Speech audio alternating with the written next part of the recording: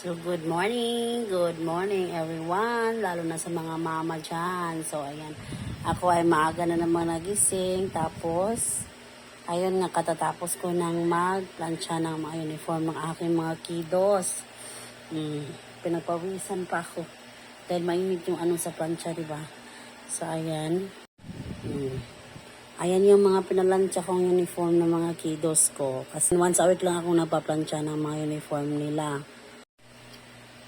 So, yun nga, dahil once a week lang ako napaplansya kasi naman, di ba, yung kuryente niyan, ay, naku, ang laki.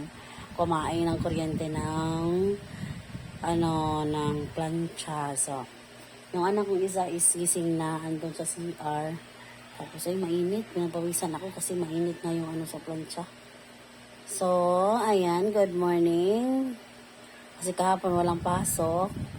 Hindi pa rin ako nakapaplansya ngayon lang. Ay, naandog pa ako guys. Ang sarap bumalik sa pagtulog.